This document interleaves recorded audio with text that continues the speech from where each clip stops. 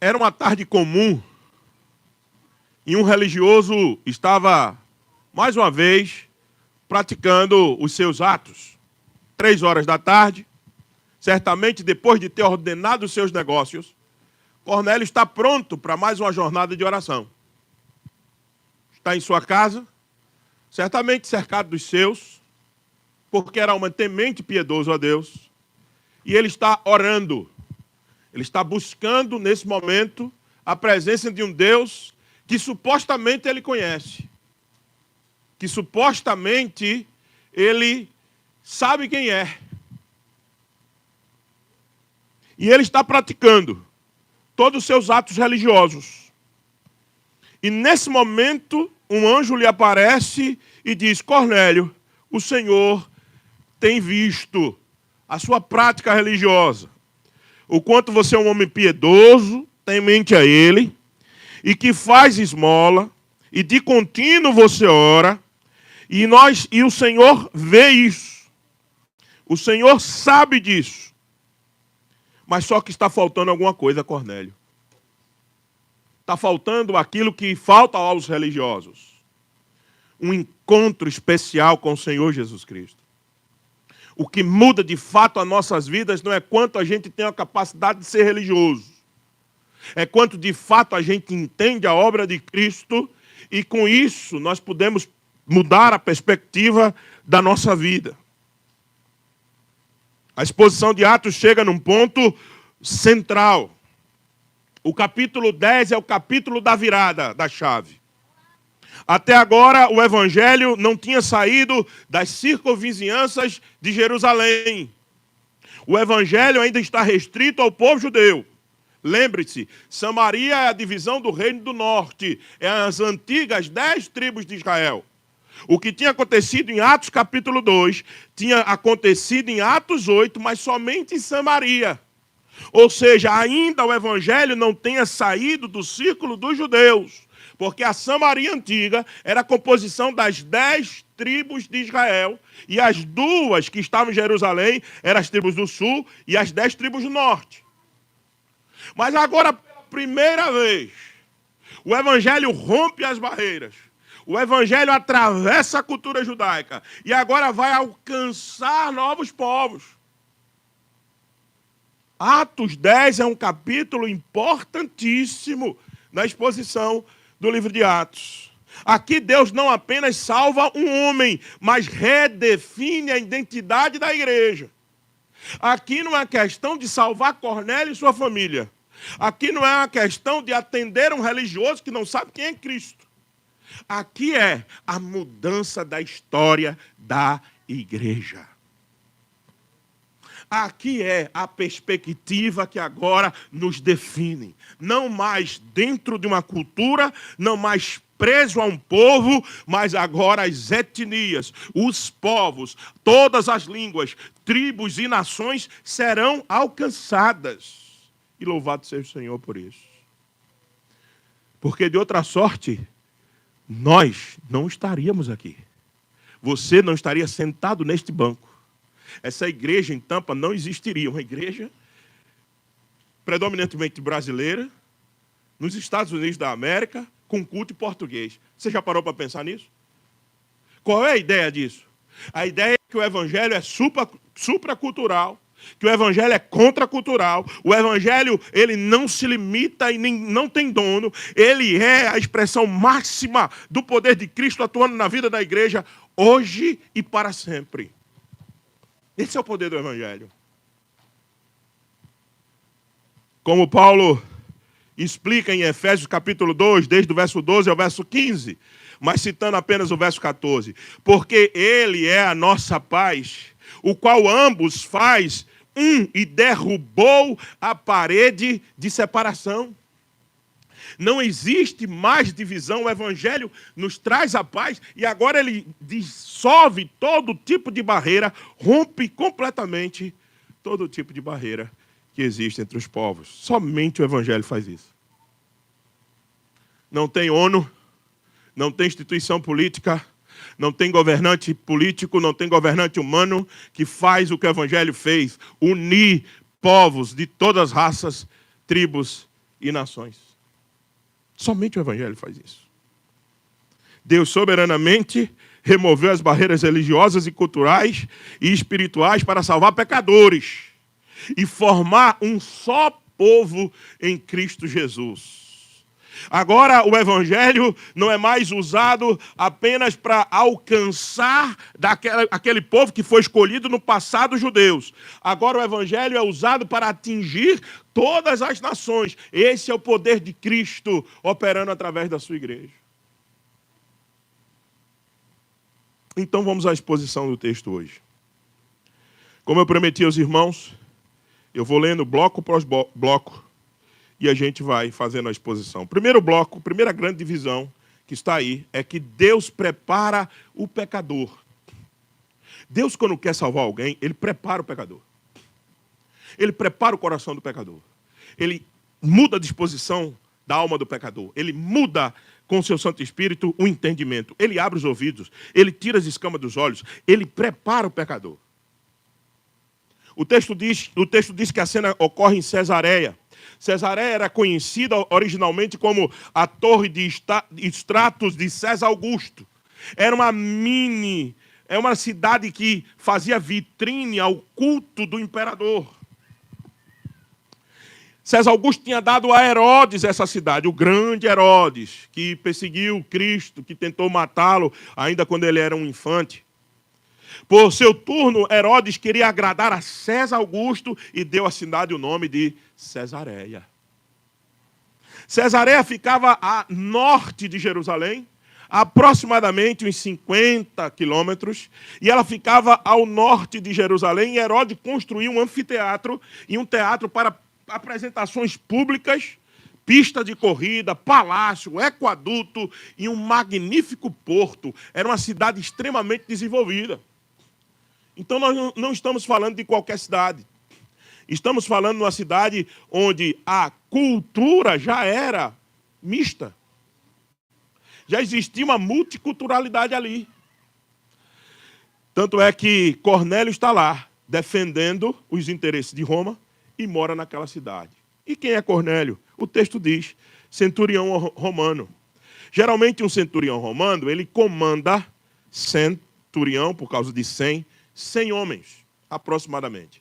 Mas tem um negócio diferente aqui com Cornélio. Ele está representando uma corte chamada italiana. Eu suponho que não era apenas um comandante de 100 homens. O texto deixa a gente pensar, ou até talvez especular, que ele era muito mais do que um comandante de 100. Ele era um grande general, ele era um grande comandante. E ele tinha a influência de pertencer à corte chamada italiana. No decorrer da sua carreira militar, Cornélio havia, assim, inteirado da religião judaica. Veja que não é qualquer um. Não é um comandante de 100 que tem a mente de prescrutar uma religião. Ele foi atrás, ele quis saber, ele quis entender por que esse povo judeu ama tanto, supostamente, a sua religião. E havia abraçado como alguém temente a Deus. Isso quer dizer que ele frequentava os cultos de sábado na sinagoga, ele observava o sábado como dia de descanso, ele cumpria as leis judaicas, as restrições alimentares, dava generosamente suas contribuições materiais, ele dava esmola aos pobres, ele atendia a necessidade dos pobres e ele orava diariamente em determinados horários, como era costume do povo judeu. A terceira hora, a hora nona, desculpe, era 3 horas da tarde. Essa é uma hora ainda no meio do povo judaico muito importante. É a hora talvez principal do dia para que o povo judaico ore até hoje. Até hoje eles praticam isso. Então, um romano, agora, praticando uma religião judaica. Que coisa. Cornélio era temente a Deus, simpatizante do judaísmo, monoteísta, moralmente comprometido, mas está faltando uma coisa a Cornélio: o Cristo que justifica o pecador. O Cristo de Deus. Você pode ter várias religiões. Você pode ter prática religiosa. E essa conversa de que todo caminho leva a Deus é mentira diabólica, é satânica. Esse homem é religioso. Esse homem, se eu e vocês tivessem conhecido Cornélio, dizia, ô homem que a gente tem que imitar. Olha que homem interessante. Marido de uma só esposa, tem seus filhos debaixo do seu comando. Que homem a ser imitado. Não, meus irmãos, certamente não.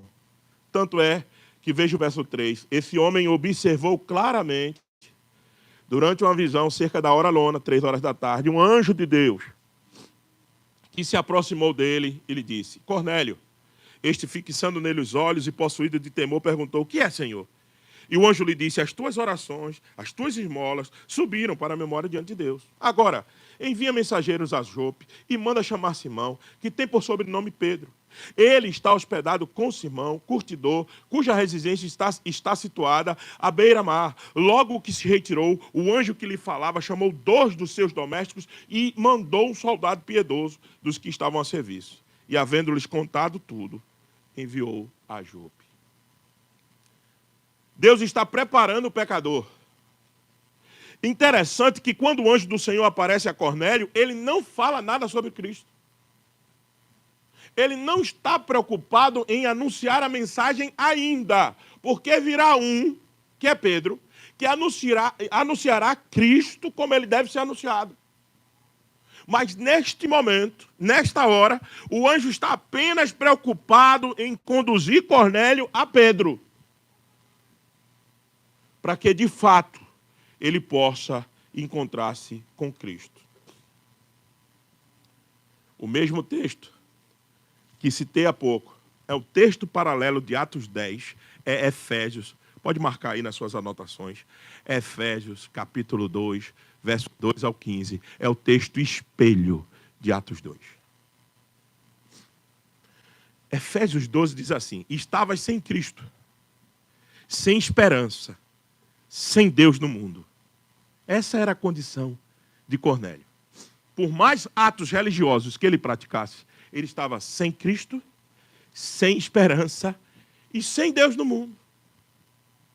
O que Deus está fazendo com Cornélio é intervir na vida de um religioso e dizer assim, pare e vá chamar alguém que pode te orientar. Algumas aplicações para nós desse ponto. Primeiro, quando Deus preparou Cornélio, aprendamos que mesmo pessoas sinceras e boas ainda precisam do Evangelho.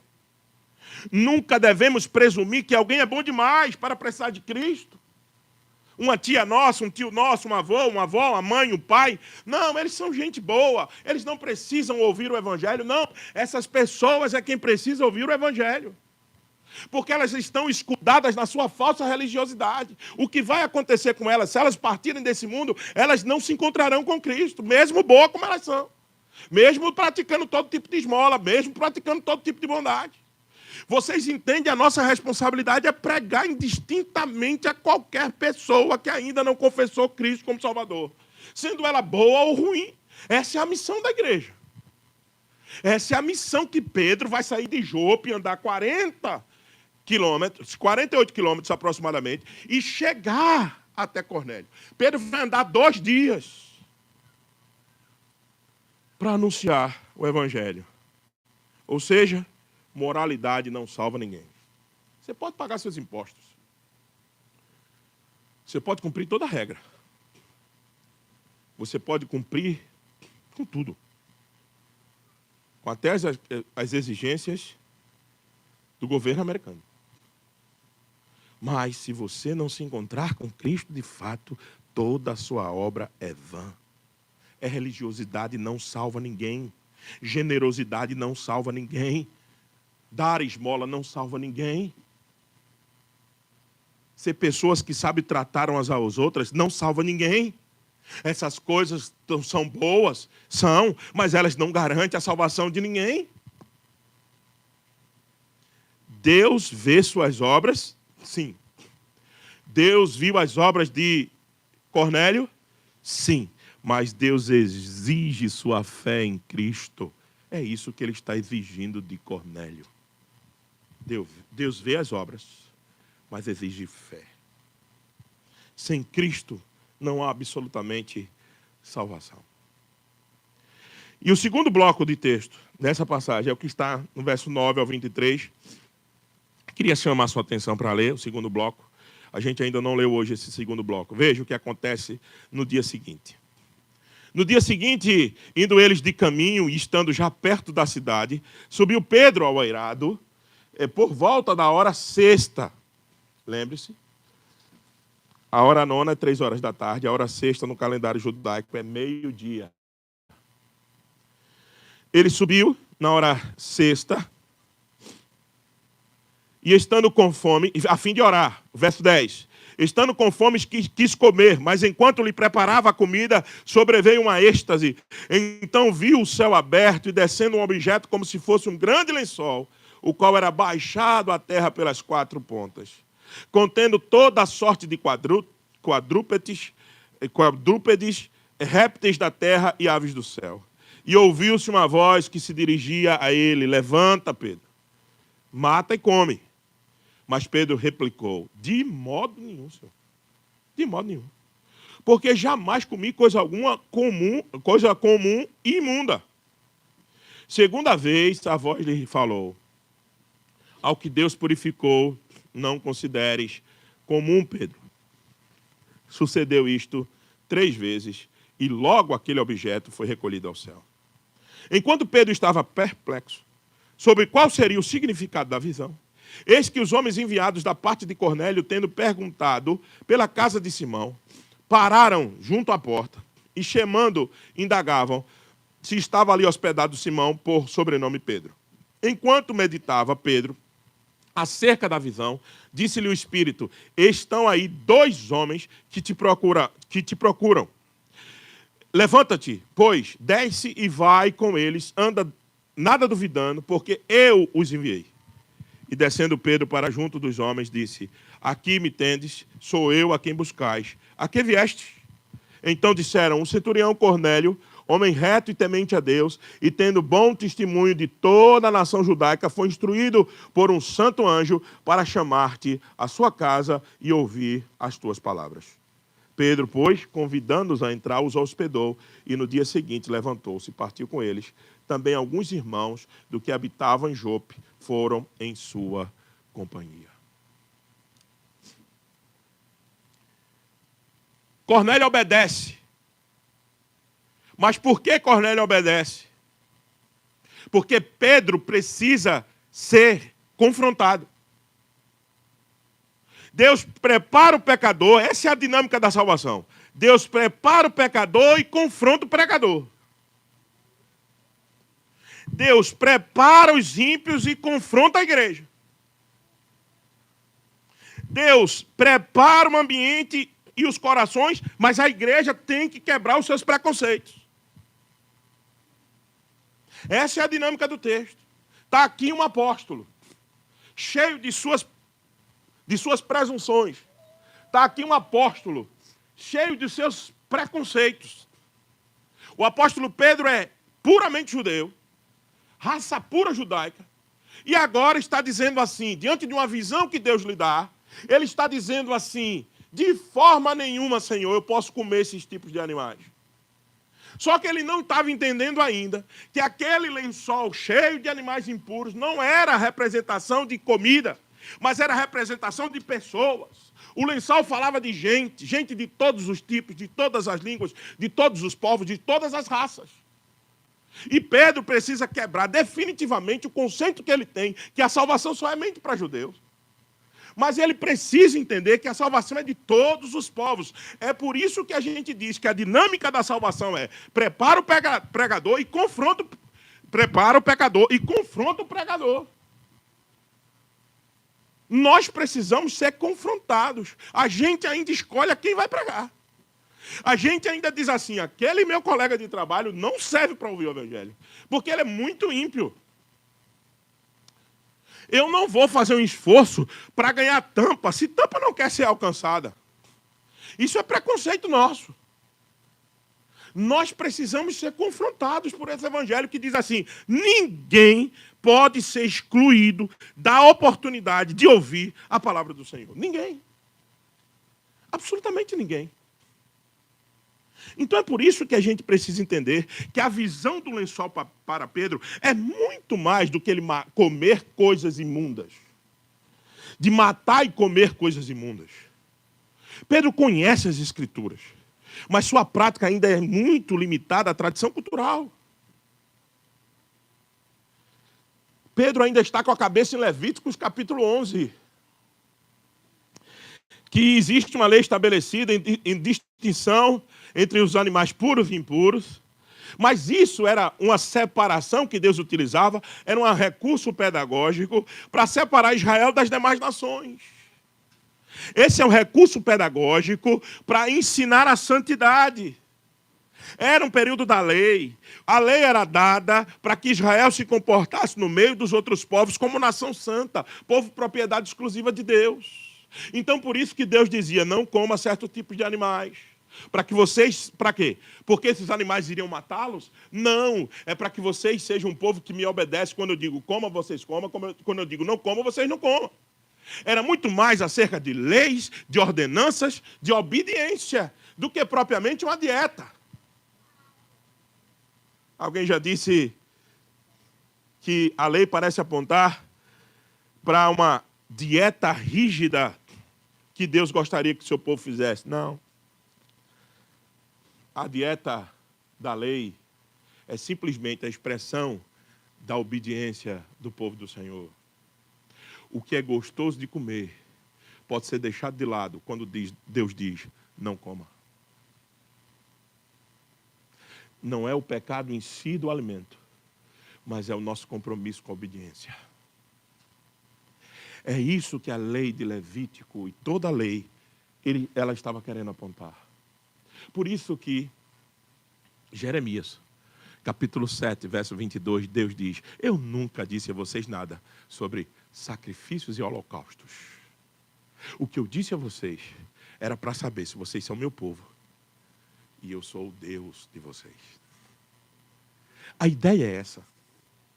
Não olhe para a lei como uma dieta restritiva ou como alguma coisa que restringe o povo de Deus. Não, aquilo tem a ver com santidade, aquilo tem a ver com obediência, aquilo tem a ver com a função pedagógica da lei. E Pedro ainda não tinha entendido. Pedro ainda era muito sacrificial, Pedro ainda era muito cerimonial.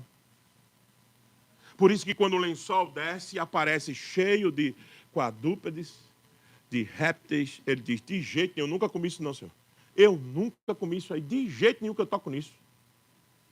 Veja, era o santo.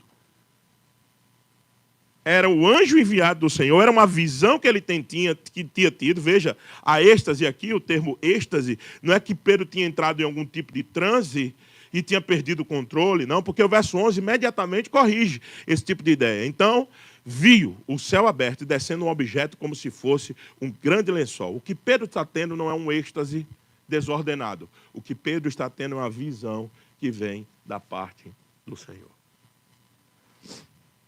Lembre-se, aqui é um período fundacional.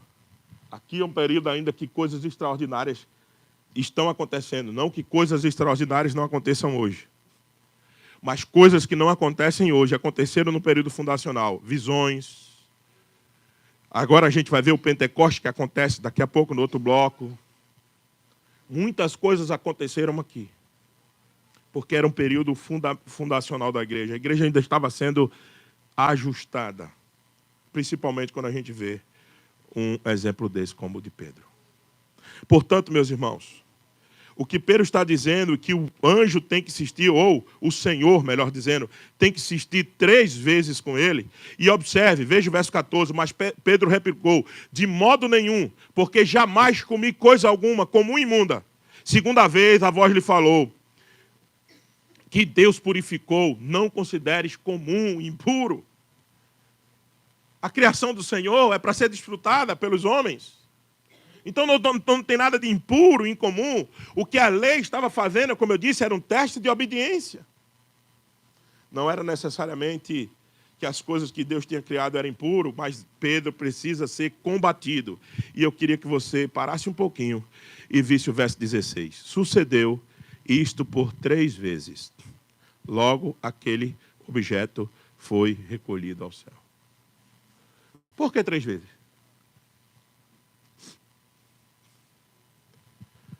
Alguém pode dizer, pastor, a ideia de 3 vezes nas Escrituras é uma ideia de ênfase. Amém, amém, amém. Nós cantamos aqui no final do culto o tríplice amém, para dizer que nós acreditamos em tudo que fizemos aqui, mas mais sobre tudo do que ouvimos. A gente responde com tríplice amém. As Escrituras têm essa ideia de repetição para enfatizar com número 3, é verdade. Mas eu suspeito que o que o anjo está fazendo aqui do Senhor é trazendo à memória as 3 vezes que o Senhor Jesus perguntou a Pedro: tu me amas? Pastorei meu rebanho. Tu me amas? Pastorei o meu rebanho. Tu me amas? Pastorei o meu rebanho, que não é mais dentro do judaísmo agora. Agora é para fora do judaísmo.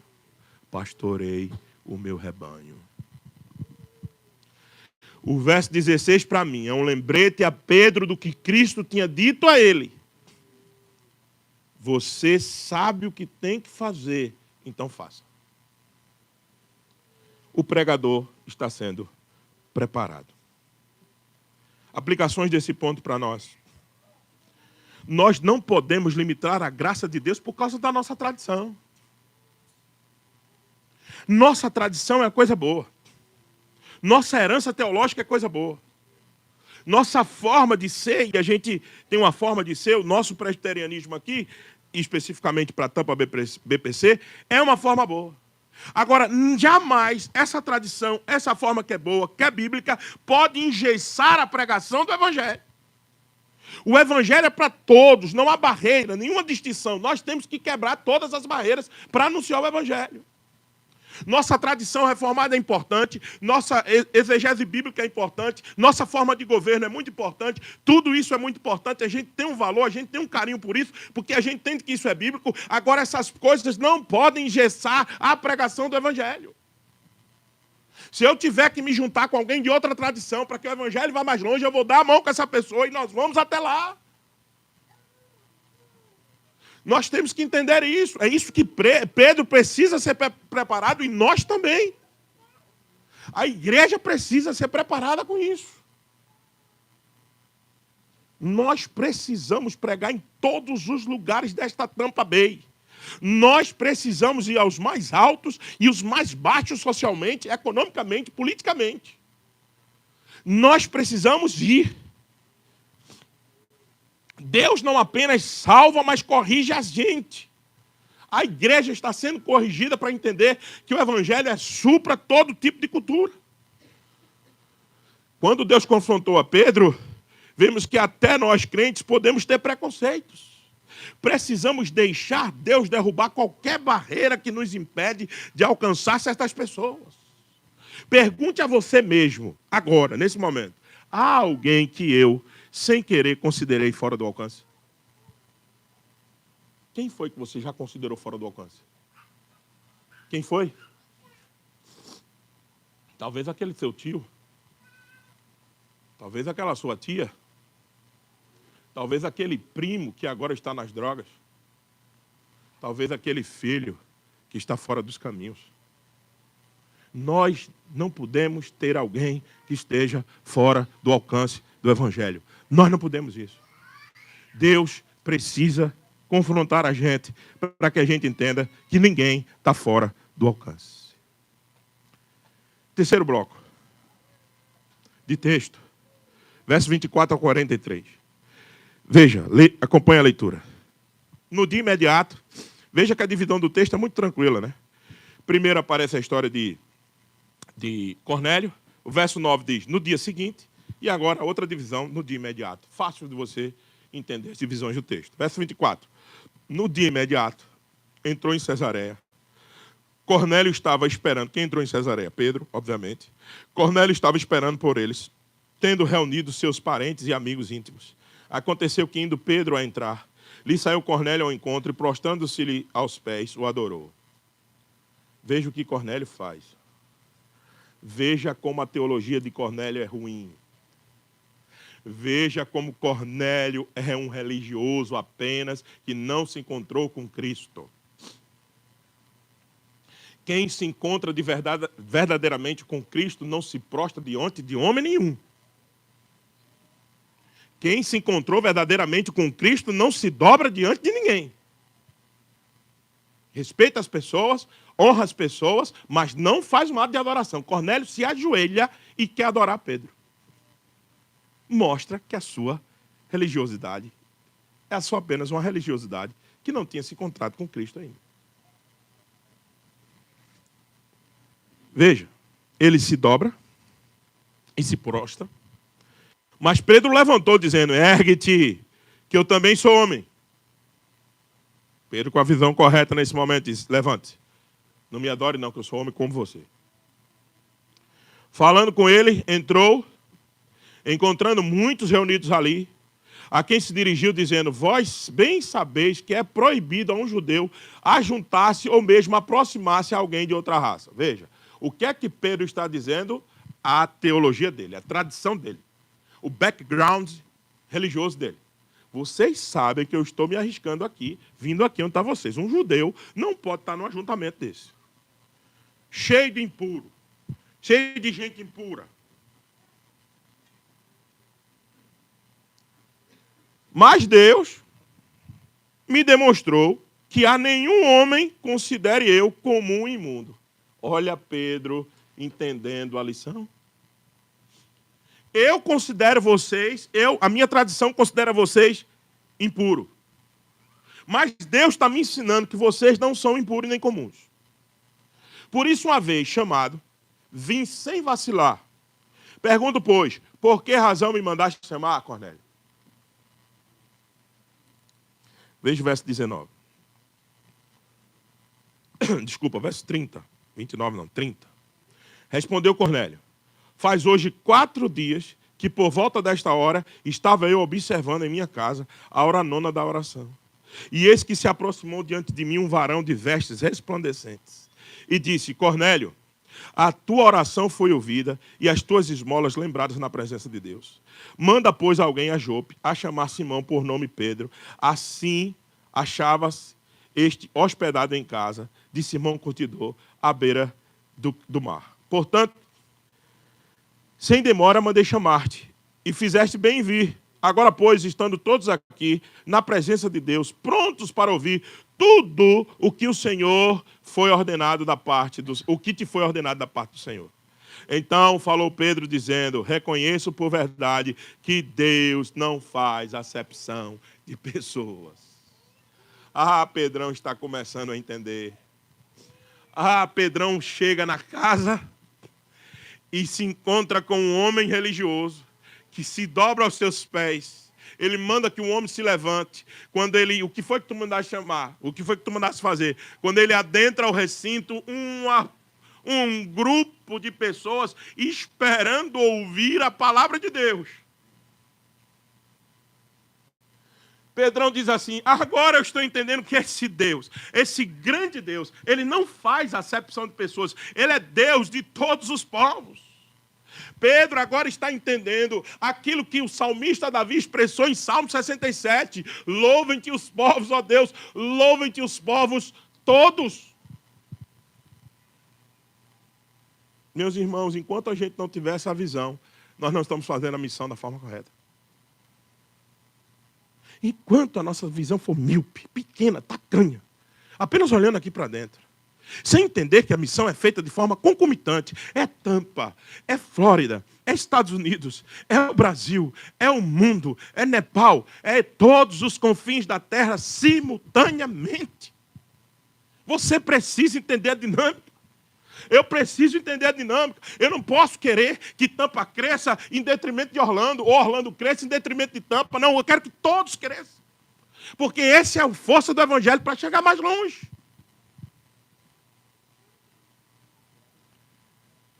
Quanto a nossa visão for tacanha e pequena, Deus não vai nos abençoar de forma poderosa. Como Ele abençoou 12 homens incautos, simples, e que não tinha $1 no bolso. Você já pensou que os apóstolos eram homens pobres? E que Deus proveu eles de todos os recursos que eles precisavam para impactar o mundo? Então nunca diga que a nossa igreja é pequena, fraca. Se ela estiver na mão de Deus, ela vai poder fazer infinitamente mais do que ela pensa. Não seja tacanho. Não seja pequeno. Abra a visão. Abra a visão. É isso que Pedro está fazendo aqui. Pedro está dizendo assim, oh meu Deus, agora eu entendo. Agora eu sei que o Senhor não é Deus de pessoas apenas. O Senhor não faz acepção de pessoas. O Senhor é Deus de todos os povos. Veja o que Pedro diz, verso 35. Pelo contrário, em qualquer nação, aquele que o teme e faz o que é justo, lhe é aceitável. Pedro está dizendo o seguinte, eu agora não considero mais judeus, apenas Jerusalém, apenas Israel, como povo de Deus. Quem tiver em qualquer nação e que temer ao Senhor, de verdade, é teu, Pai. Que coisa extraordinária está acontecendo com Pedrão aqui. Deus tinha confrontado Pedrão e ele agora entende o que está acontecendo. Aí o verso 37, meus irmãos, continua nesse terceiro bloco que diz que Cristo é Senhor de todos. Veja o verso 36. Esta é a palavra que me enviou aos filhos de Israel anunciando-lhes o evangelho da paz por meio de Jesus, porque este é o quê? Senhor de todos. Pedro começa a sua exposição dizendo que Cristo é Senhor de todos. Cristo não é Senhor apenas de Tampa BPC. Cristo é Senhor de todos. E por que Ele é Senhor de todos? Vós conheceis a palavra, que se divulgou por toda a Judéia, tendo começado desde a Galileia. Depois do batismo que João pregou, como Deus ungiu a Jesus de Nazaré com o Espírito Santo e com poder, o qual andou por toda parte fazendo bem, curando a todos os oprimidos do diabo, porque Deus era com ele. Pedro começa no batismo de Jesus. A início da pregação do apóstolo Pedro, vocês se lembram muito bem naquele dia, que ele dobrou os joelhos e uma voz do alto céu disse, esse é meu filho amado, em quem me comprazo, e o Espírito desceu sobre ele como forma de pomba. Vocês se lembram, é aqui que Pedro começa, João tinha pregado e Jesus estava sendo batizado e agora ele se levanta para fazer isso. Curar oprimidos do diabo. Curar todos e por todas as partes. Verso 39, e nós somos testemunhas de tudo. O que ele fez na terra dos judeus e em Jerusalém, ao qual também tiraram a vida, pendurando-o no madeiro. A este ressuscitou Deus ao terceiro dia e concedeu que fosse manifesto, não a todo o povo, mas às testemunhas que foram anteriormente, escolhidas por Deus, isto é, a nós, que comemos e bebemos com ele, depois que ressurgiu dentre os mortos e nos mandou pregar ao povo e testificar que ele é quem foi constituído por Deus, juiz de vivos e de mortos. Dele, todos os profetas dão testemunho de que por meio de seu nome, todo aquele que nele crê, recebe remissão de pecados. Batismo, sua vida, morte e ressurreição. E testemunho da ressurreição. Esse é o esqueleto da pregação de Pedro.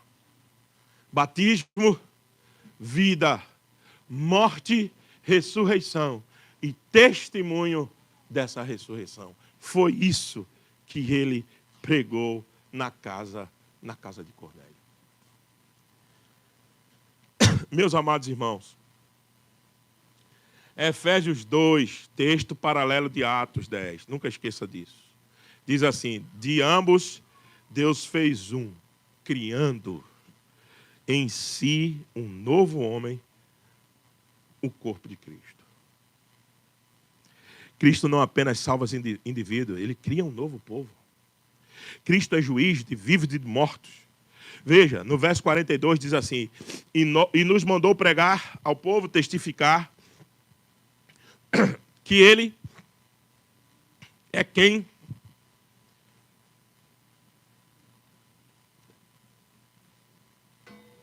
pregar a todos os povos e testificar que ele é quem foi constituído por Deus, juiz de vivos e de mortos. Deixa eu trazer essa expressão para perto de Jesus, Senhor de todos os povos. Quando o texto está nos dizendo que Jesus é juiz de todos os povos, ele apenas não é mais Senhor apenas, mas ele vai julgar todos os povos. A ideia é que Jesus conseguiu reunir nele mesmo a figura de um Salvador, mas de um juiz, de um Senhor, mas de quem tem toda a autoridade. É isso que Pedro está tentando explicar para o povo que está ouvindo em Cornélio. Mas por que isso é tão importante para nós?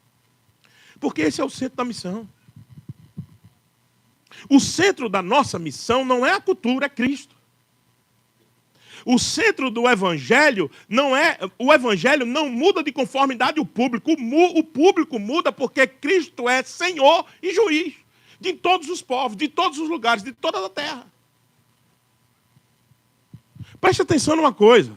Nós, às vezes, queremos colocar água no Evangelho, diluí-lo, para que ele possa caber numa cultura, misturar um pouquinho com outra coisa para caber em outra cultura. Ei, queira o Evangelho puro e simples. O objetivo da igreja não é inventar uma agenda de como nós devemos pregar. É continuar insistindo com a mesma pregação. Jesus Cristo é o Senhor de todos, porque Ele encarnou, porque Ele nasceu sem ser em pecado. Ele foi batizado, Ele salvou pessoas, morreu por gente, ressuscitou, esmagou a cabeça da serpente na cruz, e agora Ele vive e está de onde Ele virá, para julgar vivos e os mortos. E agora a sua igreja tem poder de anunciar esse evangelho e não precisa diluí-lo. É todo domingo a mesma coisa. Não muda nada. Porque esse é o poder de Deus para salvar pecadores, meus irmãos. Do Nepal, da França, do Brasil, dos Estados Unidos e do mundo. A mensagem é a mesma. Não muda-se nada. Não mudou nada para os judeus e não vai mudar nada para os gentios. Quer entrar, Cornélio? A mensagem é essa. Quer participar, os visitantes da casa de Cornélio? A mensagem é essa. É a mesma mensagem de Atos 2. É o Pentecoste de Atos 2 que está acontecendo. Um Pentecoste similar na casa de Cornélio. Menos, com proporções menores, porque ali tinha muita gente. Aqui um grupo menor, mas está acontecendo a mesma coisa. Qual foi a mensagem do apóstolo Pedro em Atos 2? Qual foi? Cristo encarnou. Cristo viveu. Morreu. E ressuscitou, porque vocês mataram e ele ressuscitou. Leia Atos 2 em casa e você vai ver que é o mesmo escopo da mensagem para Cornélio. A mensagem para os judeus é a mesma mensagem para os gentios. Não muda nada. Absolutamente nada. Porque o evangelho não é cultura. O evangelho não é a cultura. O evangelho muda a cultura. O evangelho não está preocupado com o público. Ele quer mudar o público. O evangelho é supracultural. Ele é confrontacional. Ele diz que Jesus é Senhor de todos e coloca todos em pé de igualdade diante do Senhor. Rico, pobre, branco, pardo, negro, não importa. Cor nem língua. Todos estão debaixo do mesmo evangelho. A igreja precisa aprender isso. A anunciar Jesus como Senhor de todos e não adoçar a mensagem, não colocar água e nem acrescentar outros produtos, apenas sermos fiéis àquilo que nós recebemos da parte do Senhor. E por fim, o último ponto, que está nos últimos versos. Nos versos 44 a 48. Ainda Pedro falava estas coisas. Oh, graças a Deus. quando o Espírito Santo sobre todos os que ouviam a palavra desceu. E os fiéis que eram da circuncisão, que vieram com Pedro, admiraram-se, porque também sobre os gentios foi derramado o dom do Espírito Santo. Pois o ouviam falando em línguas e engrandecendo a Deus. Então perguntou Pedro: porventura pode alguém recusar a água para que não sejam batizados estes, que assim como nós receberam o Espírito Santo? E ordenou que fossem batizados em nome de Jesus Cristo. Então lhe pediram que permanecesse com eles por alguns dias. Louvado seja o nome do Senhor. Esses 4 versos é a esperança de nós gentios. Esses 4 últimos versos é a certeza de que nós estamos inclusos na grande redenção do nosso Senhor. A religião não é apenas para os judeus, não é apenas para os americanos. A religião é a verdadeira religião, que é Cristo Jesus, que religa o pecador de volta a Deus, é para nós. Meus irmãos, você tem que ler Atos e agradecer, Atos 10 e agradecer todo o tempo, porque nós fomos inclusos. Nós não tínhamos parte com os judeus de forma racial. Nós não falamos hebraico. Nós não temos os costumes que eles tinham. Mas nós somos agora a videira, aquele ramo da videira que foi enxertado na verdadeira videira, e agora nós podemos frutificar como aqueles troncos originais. Veja o que aconteceu aqui, a repetição de Pentecostes.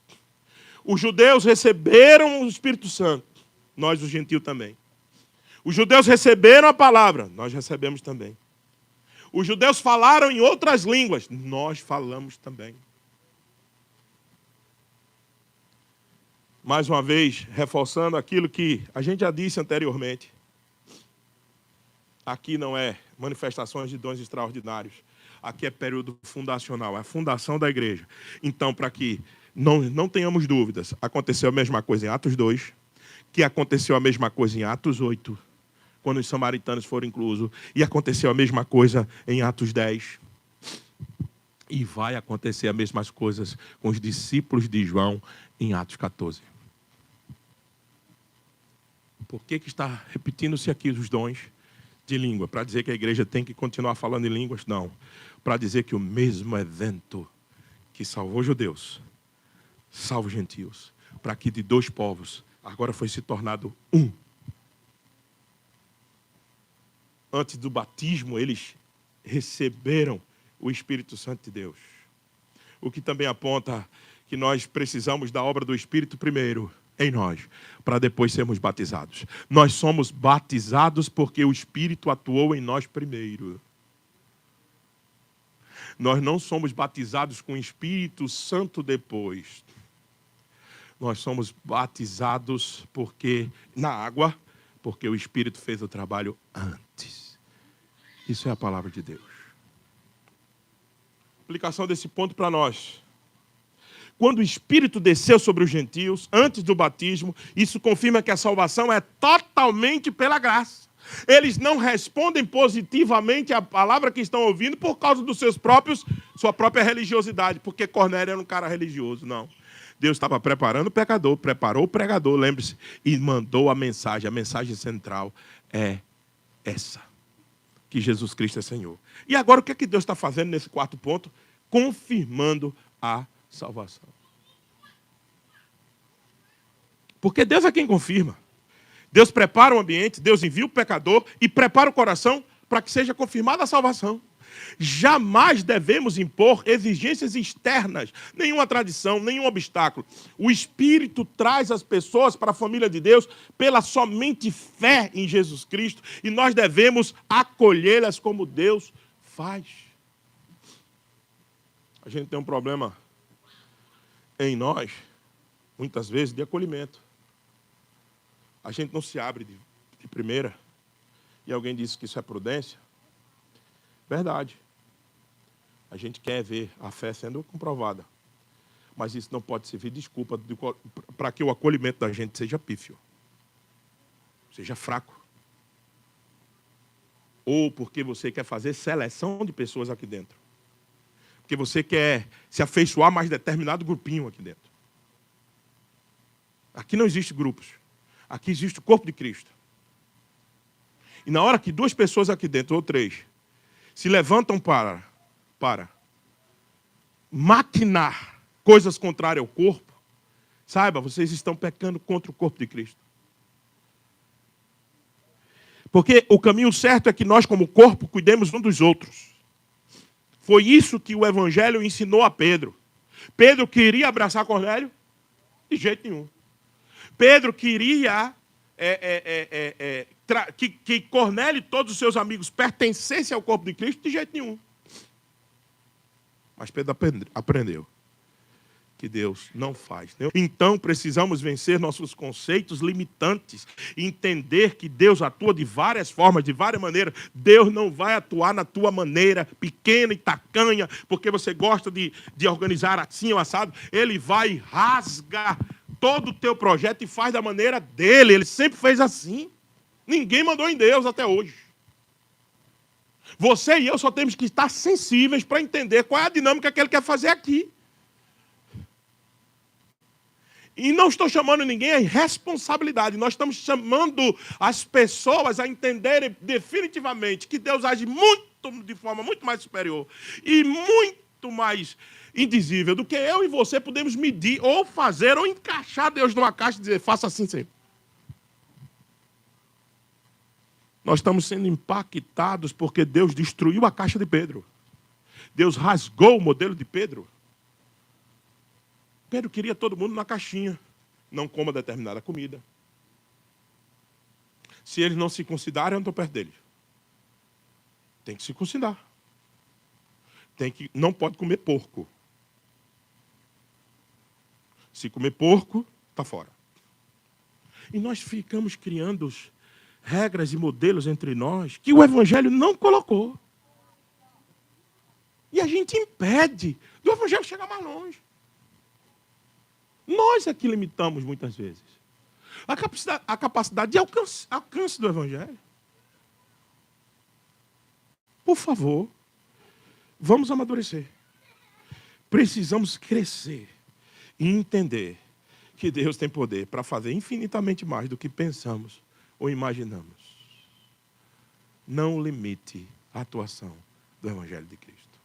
Ele é muito mais poderoso do que você possa imaginar. Não olhe necessariamente somente para os seus recursos, para os nossos recursos pequenos e parcos, mas olhe para o grande poder de Deus, que se Ele quiser fazer, Ele vai fazer da maneira como Ele tem feito conosco aqui em Tampa. Eu queria fechar com 3 aplicações finais. Primeiro, você não é mais impuro. Eu não sou mais impuro. Deus revogou as leis alimentares. O objetivo agora é mostrar que aqueles que eram considerados impuros estavam sendo reunidos e purificados por Cristo. Todos nós iniciamos esta vida de forma impura, em alguns aspectos, mas agora ainda somos impuros em certos sentidos. Contudo, quando a gente confessa Cristo e depositamos nele a nossa esperança confiante, agora nós estamos sendo, nesse momento, purificados pelo seu Santo Espírito. O Evangelho não apenas salva pessoas, ele destrói barreiras e forma agora um povo santo, que é o corpo de Cristo Jesus. Não olhe para os seus irmãos, não olhe para você mesmo como impuro. Seu irmão também não é. Seu irmão carece talvez de santificação em algumas áreas, como você carece de santificação em outras. Seu irmão não é mais impuro. Ele é redimido pelo sangue poderoso de Cristo Jesus. E a última coisa. Leve mais pessoas a Cristo. Faça como Pedro. Não diga a essas pessoas o seu dogma, a sua doutrina, a sua forma de pensar a doutrina. Pregue o Evangelho do Senhor Jesus. Diga que Ele encarnou. Diga o que Ele fez enquanto esteve vivo. Diga que Ele não pecou. Diga que ele morreu pelo pecado do seu povo. Diga que ele ressuscitou ao terceiro dia. Diga que ele vive está e mandou o seu Espírito, que agora atua na igreja. Pregue isso. Não pregue a placa da sua igreja. Não precisa você pregar o nome de tampa. Você não precisa pregar o nome do pastor. Você precisa pregar o evangelho do Senhor Jesus Cristo. É isso que vai atrair pessoas aqui. Nós não precisamos fazer propaganda da nossa placa. A nossa placa tem que demonstrar quem somos na vida. Nós estamos falando de igreja missional e a gente precisa primeiro trabalhar isso do que apenas estar nos nossos slogans. Na nossa dinâmica das nossas redes sociais. A gente precisa ser primeiro. Porque isso naturalmente vai ser transpassado lá para fora. Vai ser colocado lá para fora. Nós precisamos nos envolver com a obra de Cristo. Deixa eu dizer uma coisa para você.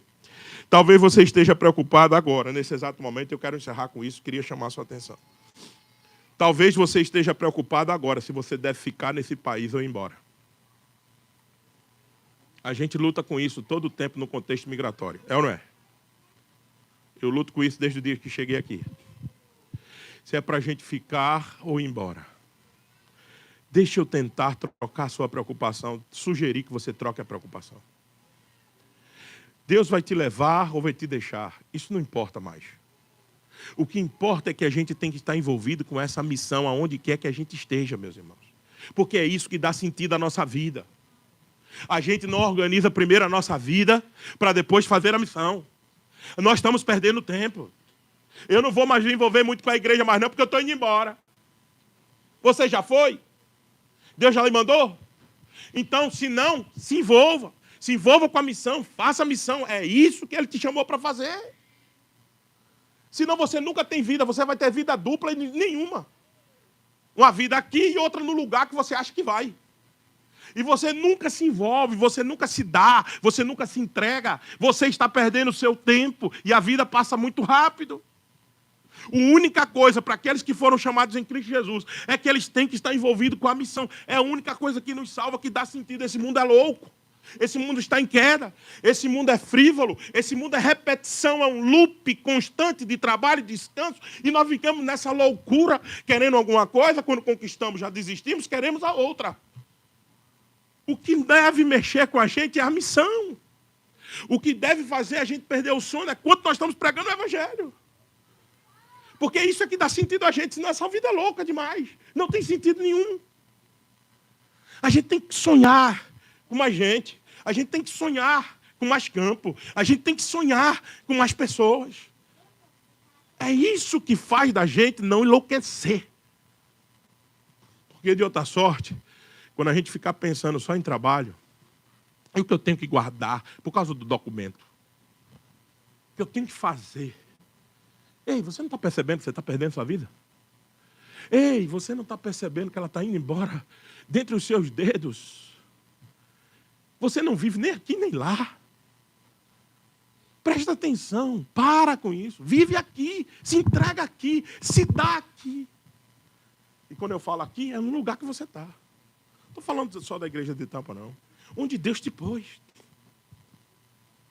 Porque de outra sorte, nós vamos viver sempre eternamente pensando como seria a nossa vida se voltássemos para o Brasil. Como seria a nossa vida se fosse para a França, para Portugal. Deus pode te levar para onde Ele quiser, desde que você esteja debaixo da missão. Deus te sustenta em qualquer lugar desse mundo, desde que você esteja comprometido com a missão. É isso que nós temos que definitivamente fazer. Porque de outra sorte, vamos perder a nossa vida e desperdiçá-la. Nós ganhamos a vida para servir o nosso Senhor e entregá-la para a missão. Que Deus nos ajude a isso. Vamos responder a palavra.